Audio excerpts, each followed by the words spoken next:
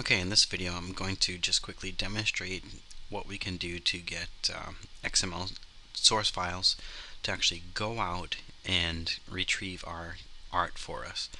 Now, this is already something that I've included in the framework, which has been available on my website for quite some time now.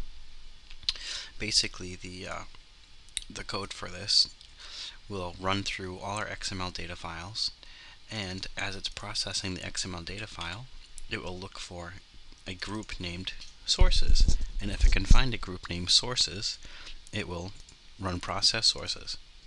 Process sources runs through each of the source that it finds in the XML data file and adds it to a hash table.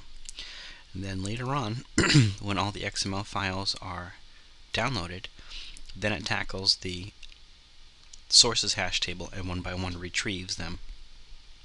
And the reason why we would want to do something like this is so that we can do something like taking all of our artwork out of our main application and being able to bring in new assets at runtime. So that way we can quickly update our art assets without having to ship out a whole new application. So I'm just going to demonstrate just quickly how to do that. Right now I want to get my gremlins out of here. The gremlins on the models, they have materials in them and they're pretty sizable. So I'm going to want to get them out. When I get them out, whenever I make a new change to the actual framework and publish it out as a web plugin right now, it can be dramatically smaller. So I can upload it very quickly and people can download the new one very quickly. If they already downloaded the art files, they will stay cached. So first thing I'm going to do is just going to remove those from the model list for the application. So you can cache anything you want. You can cache resources, HUDs, AIs, anything you want. Once we've actually taken them out of the project, they're still in my Data Explorer, and what I want to do is create a whole separate archive for them. So what we're going to do is just I'm going to export them out to my FTP directory. I'm just going to call them gremlins. And we're going to not do an addition archive, we're actually going to do a runtime package.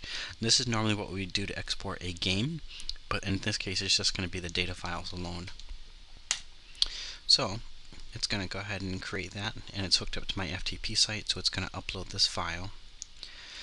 And while that file is uploading, I'll go and edit the XML. So what I'm going to have to do here is I'm going to have to create a new section called sources in any data file that I want to use other things in. So I've already actually pre-typed this out to make things nice and quick.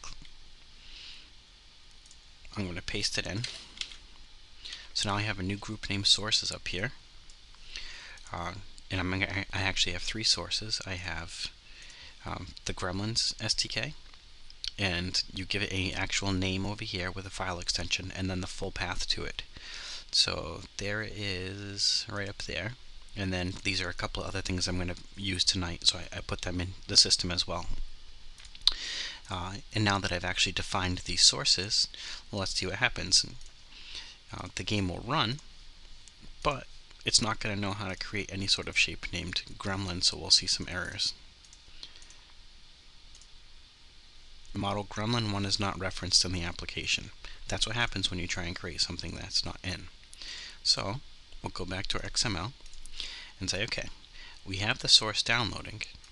What we're going to want to do is all these entities that have these blank sources, we'll just go ahead and plug that in. This is the base entity that others inherit from, so doing this one should let the others work for us. So when this is running, it's going out and downloading the I'll go ahead and clear the cache now. It's going to download, you can watch the log down here, it's going to download the files. See that? It's downloading files one by one. Some of them are rather large, but they only have to get done once. Connect, create, and bam, there's my little gremlin ready to rock and roll. And that, ladies and gentlemen, is how you do data caching.